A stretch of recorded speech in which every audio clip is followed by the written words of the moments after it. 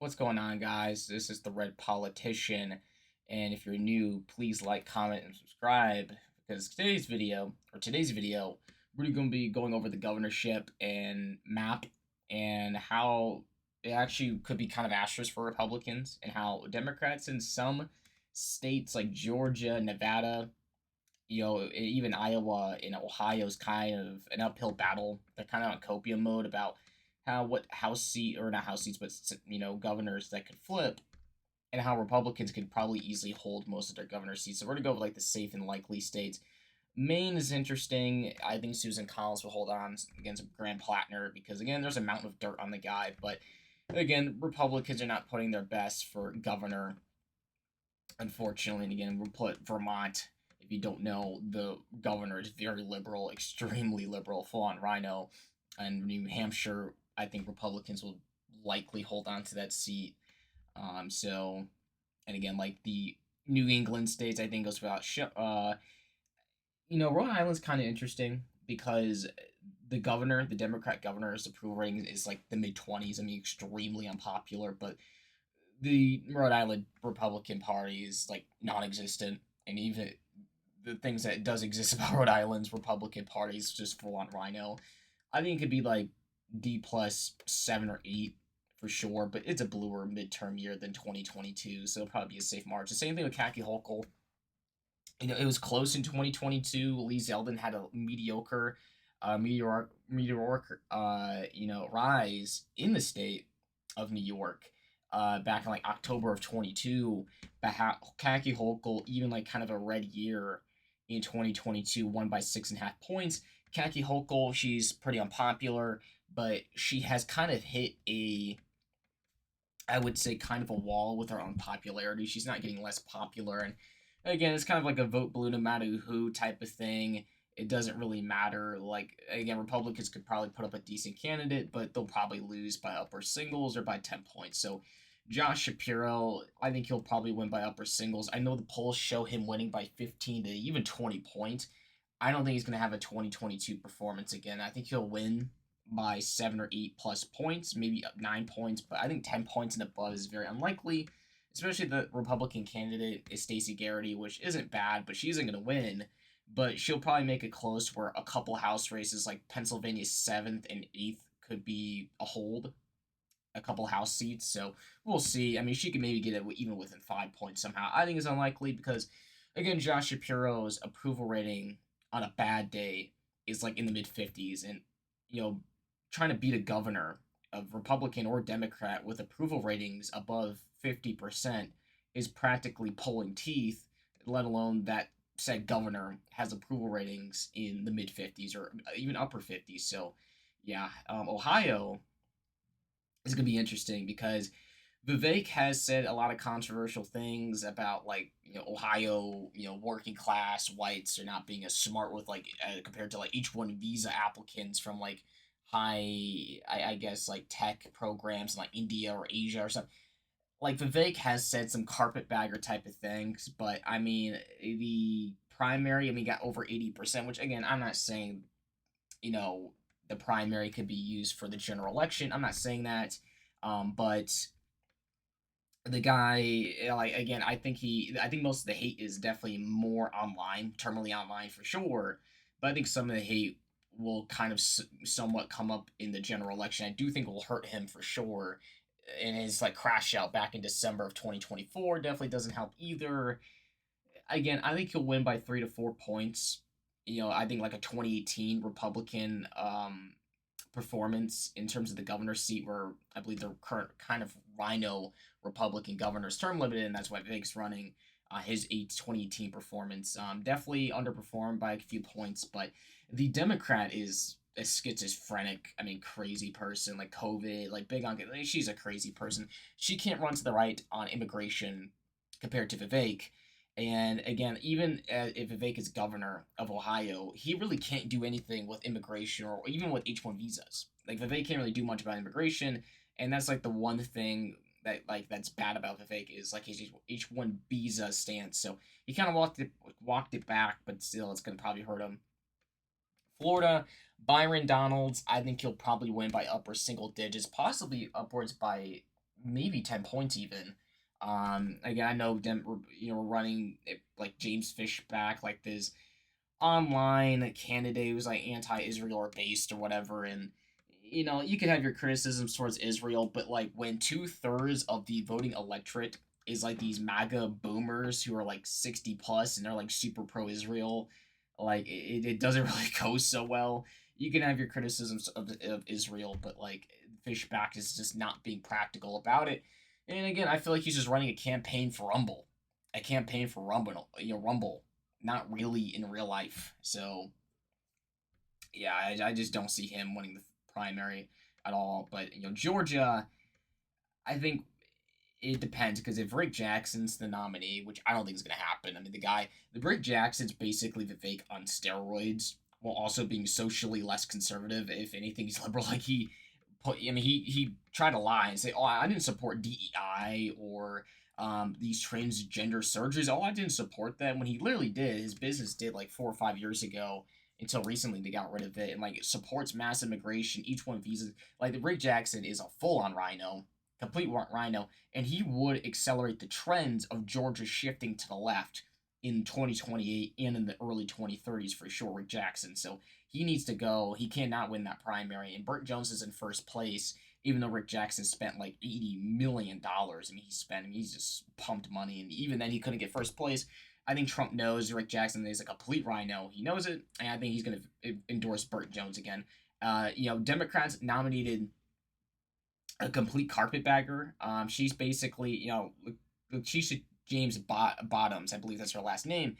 She's basically a Stacey Abrams on steroids. She's a complete BLM far left crazy person. She's a carpetbagger. She's probably gonna lose by like 2 to 3, maybe even 4 points, honestly, because lower turnout helps Republicans in Georgia.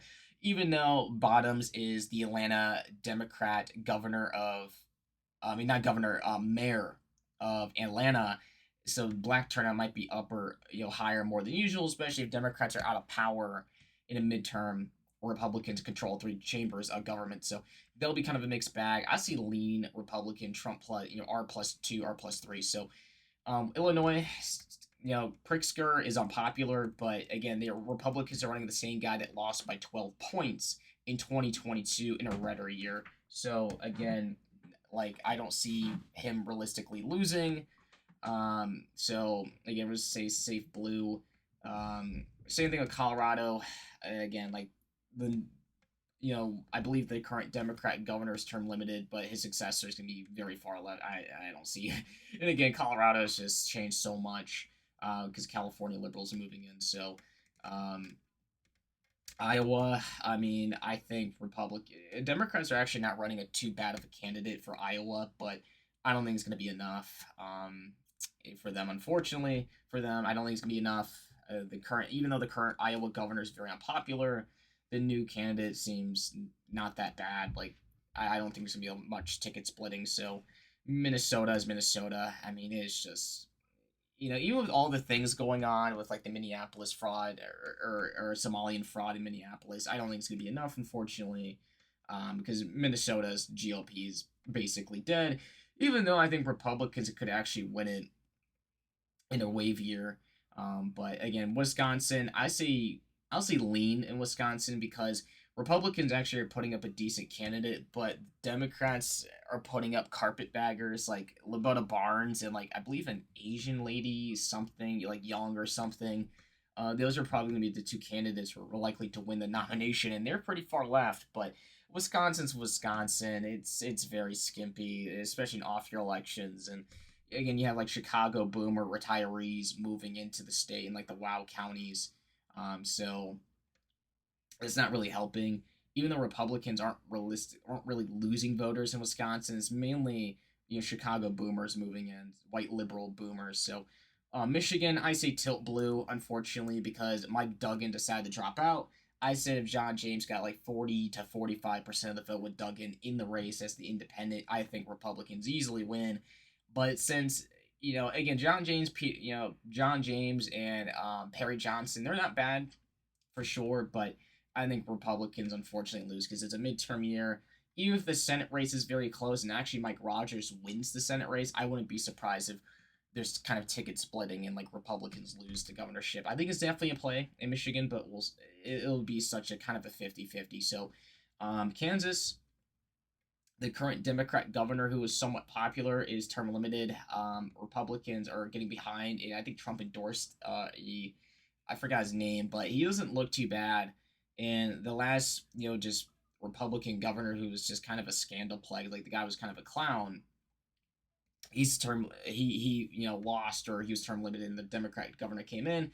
I think it's been enough time since I believe 2018.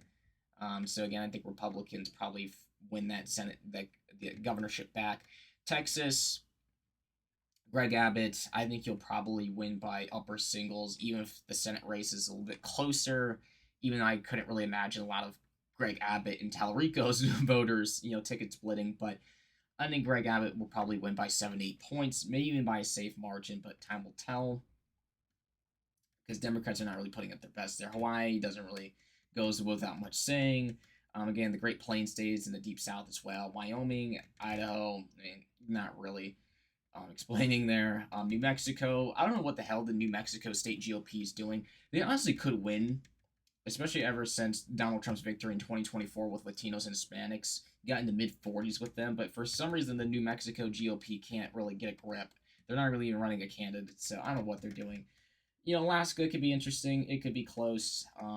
But again, Alaska votes weird, that's for sure. But it's hard to pull the state, and I don't think Alaska's going blue, governor or Senate. So Oregon will be interesting because the current Democrat governor is super unpopular. And to be fair, Oregon governors are, and same thing with Illinois, are pretty unpopular no matter who's really in charge of what party.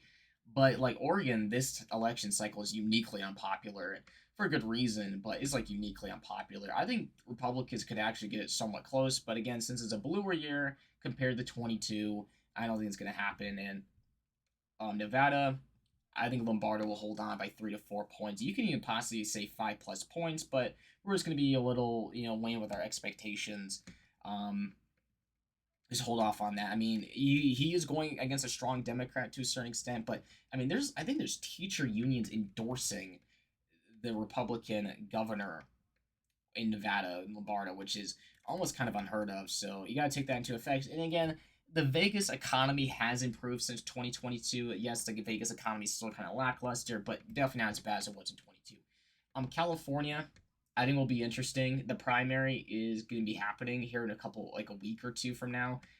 It'll be very interesting. I think Republicans could make it extremely close. They actually could maybe get second place.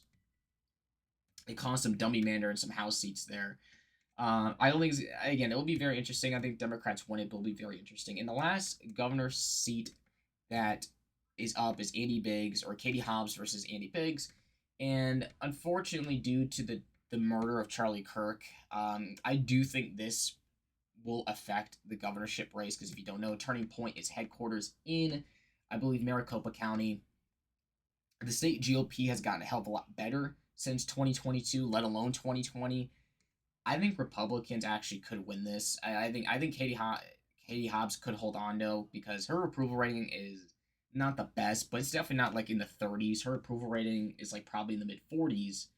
But I don't know. I mean, the registration data is definitely zooming to the right.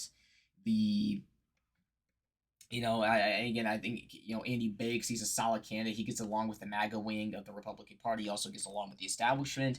I think fundraising won't be too much of a problem for the guy.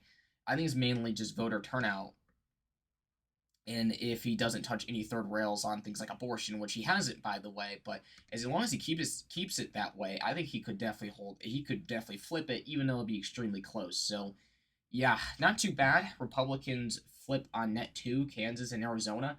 Possible flips in not Ohio, but Michigan, maybe Wisconsin to a lesser extent.